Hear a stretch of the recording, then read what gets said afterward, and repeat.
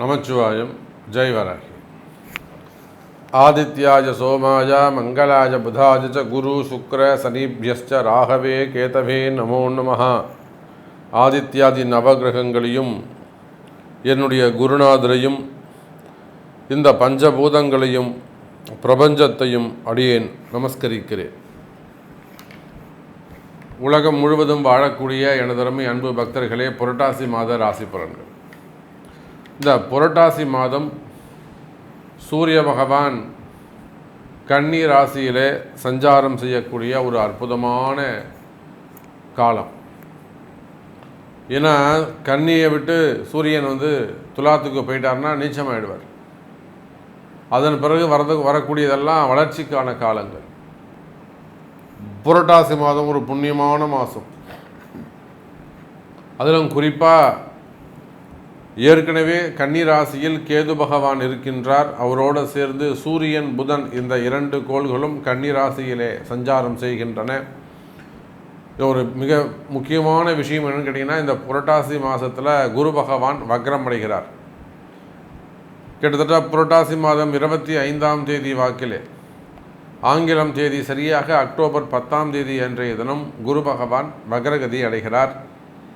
சனி பகவான் வக்ரத்தில் இருக்காங்க. அப்போது 4 கிரகங்கள் வக்ரகதியில் இருக்கின்றன. அப்போ இப்பேற்பட்ட புரட்டாசி மாதத்தில் யாருக்கெல்லாம் ஆட்சி பலம் பெற்றிருக்குது அப்படின்னு பார்த்தோம்னா, சனி பகவான் மட்டுமே ஆட்சி பலம் பெற்றிருக்கிறார். அதோடு கூட கன்னி ராசியில் புதன் பகவான் ஆட்சி பலம் பெறுகிறார். செவ்வாய் பகவான் மிதுனத்திலும், அதே போல் சுக்கிரன் ஆட்சி பலம் பெற்றிருக்கிறார். ஒரு நல்ல சிறப்பான விஷயம். துலாம் ராசியிலே சுக்கிர பகவான் ஆட்சி பலம் பெற்றிருக்கிறார். சூரியன் அங்கு வருவாரே. ஆனால் இப்போ பிறக்கக்கூடிய பிள்ளைகளுக்கு, இந்த காலகட்டத்தில் பிறக்கக்கூடிய பிள்ளைகளுக்கு சூரியன் சுக்கிரன் சேர்க்கை ஏற்படுமே. ஆனால் அது நீச்சபங்க ராஜயோகமாக மாறிவிடும்.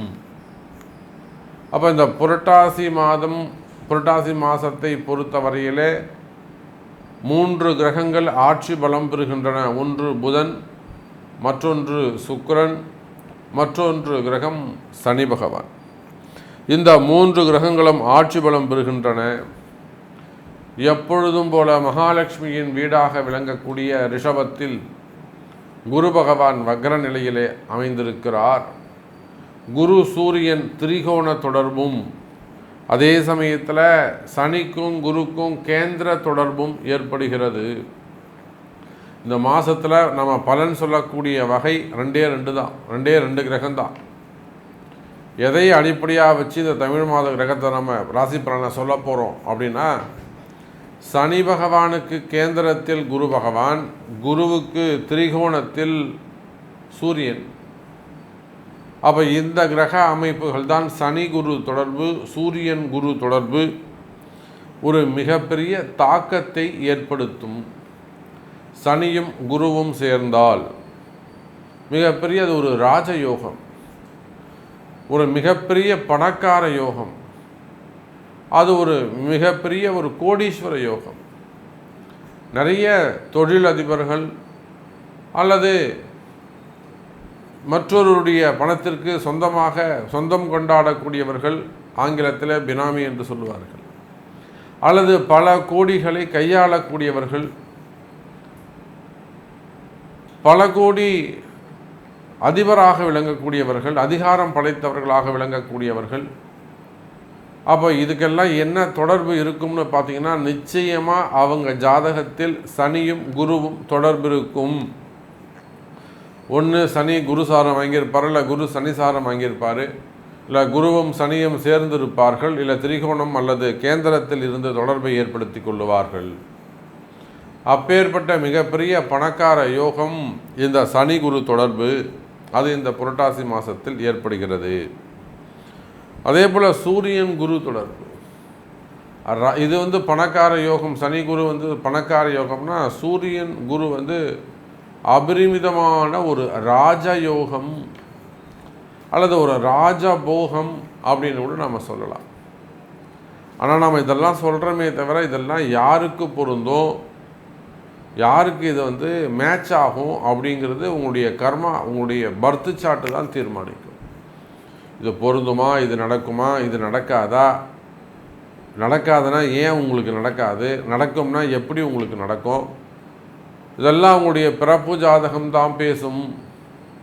அப்போ நடக்காது அப்படின்னா அது நடத்திக்கிறதுக்கு நம்ம என்ன செய்யணும், என்ன மாதிரியான வழிபாடுகள் செய்யணும், எதை செஞ்சால் இந்த அதிர்ஷ்டங்கள் நமக்கு கிடைக்கும், இதெல்லாம் அவங்க பிறப்பு ஜாதகத்தை பார்த்து தான் சொல்ல முடியும். அப்படி பார்க்கின்ற பொழுது அன்பு பக்தர்களே, குரு சூரியன் தொடர்பு அபரிமிதமான ஒரு வளர்ச்சியை தருகிறது.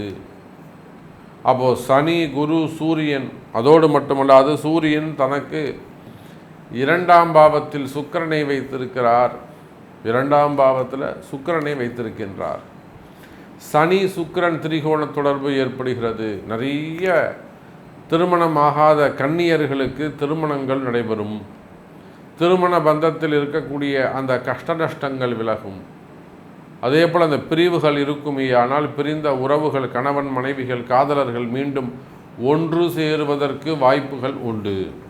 ஸோ இந்த மாதிரி நிறைய டிப்ஸ் இருக்குது.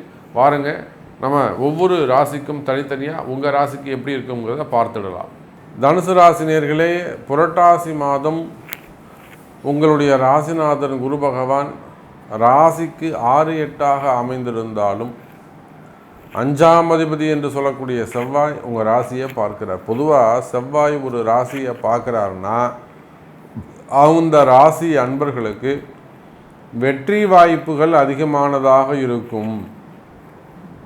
அப்போது தனுசு ராசியை பொறுத்தவரையில் புரட்டாசி மாதம் வெற்றி வாய்ப்புகள் அதிகம். இதுதான் உங்கள் ராசி பலன். நீங்கள் எந்த நிலையில் இருந்தாலும், எந்த இடத்துல இருந்தாலும், எந்த ஊரில் இருந்தாலும், எந்த தொழில் செய்பவராக இருந்தாலும், அல்லது எந்த உத்தியோகம் செய்பவராக இருந்தாலும், எந்த போராட்டம் செய்யக்கூடியவர்களாக இருந்தாலும் வெற்றி நிச்சயம். கவலை வேண்டாம் தனுசு ராசி அன்பர்களே. எந்த வெற்றிக்காக நீண்ட நாட்களாக காத்திருக்கிறீர்களோ, இந்த வெற்றி எனக்கு இன்னும் கிடைக்கல, இந்த விஷயத்தில் நான் இன்னும் ஜெயிக்கலை அப்படின்னு எந்த வெற்றிக்காக நீண்ட நாட்களாக காத்திருக்கின்றீர்களோ அந்த வெற்றி உங்களுக்கு கிடைக்கக்கூடிய மாதமாக இந்த மாதம் அமைகிறது தனுசு ராசி நேயர்களே. அது குடும்ப போராட்டமாக இருக்கலாம், தொழில் போராட்டமாக இருக்கலாம், உத்தியோகத்தில் போராட்டமாக இருக்கலாம், குடும்ப வாழ்க்கையாக இருக்கலாம், அல்லது கடன் பிரச்சனையில் வரக்கூடிய போராட்டங்களாக இருக்கலாம், அல்லது நண்பர்களால் வந்த தொந்தரவுகளாக இருக்கலாம், இடர்பாடுகளாக இருக்கலாம், பெண்களால் வந்த பிரச்சனைகளாக இருக்கலாம், வீண்பழி அவமானங்களாக இருக்கலாம், மான அவமானங்களாக இருக்கலாம். ஏதோ ஒரு போராட்டம் இருந்து கொண்டே இருக்கும். உடல்நிலை ஆரோக்கியமாக இருக்கலாம், வாக்குவாதங்களால் வந்த பிரச்சனைகளாக இருக்கலாம், எதிரிகளால் வந்த பிரச்சனைகளாக இருக்கலாம். அப்போ நீண்ட நாள் போராட்டங்கள் ஒரு முடிவுக்கு வந்து வெற்றியை தரக்கூடிய அற்புதமான ஒரு மாதமாக இந்த மாதம் உங்களுக்கு அமைகிறது. கவலை வேண்டாம் தனுசு ராசி அன்பர்களே. அதே போல் அதிகமாக பணங்காசு கொடுத்து ஏமாந்தவர்கள், தர்மமான முறையில், நியாயமான முறையில் உதவி செய்கிறேன் என்று சொல்லி நான் போய் அவர் ஹெல்ப் பண்ணிட்டு வரேன் அப்படின்னு சொல்லி பணங்காசு கொடுத்து 40 லட்சம், 50 லட்சம், 80 லட்சம், 13 லட்சம், 30 லட்சம் ஏதேனும் பணங்காசு கொடுத்து ஏமாந்துருக்கேன். வேலை வாய்ப்புகளுக்காகவோ அல்லது உதவியாகவோ பணங்காசு கொடுத்து ஏமாந்திருப்பீர்களே, ஆனால் கொடுத்த பணத்தை மீண்டும் பெற முடியும். கவலை வேண்டாம் தனுசு ராசி நேயர்கள். அதுக்கான வழிவகைகள் உண்டு. சட்ட ரீதியாகவும் சரிதான், தர்மத்தின் படியும் சரிதான், ஜாதகத்தின் படியும் சரிதான். 3 வகையிலும் உங்களுடைய இழந்த பணங்காசுகளை மீண்டும் பெறுவதற்கு வாய்ப்புகள் உண்டு தனுசு ராசி நேயர்களே.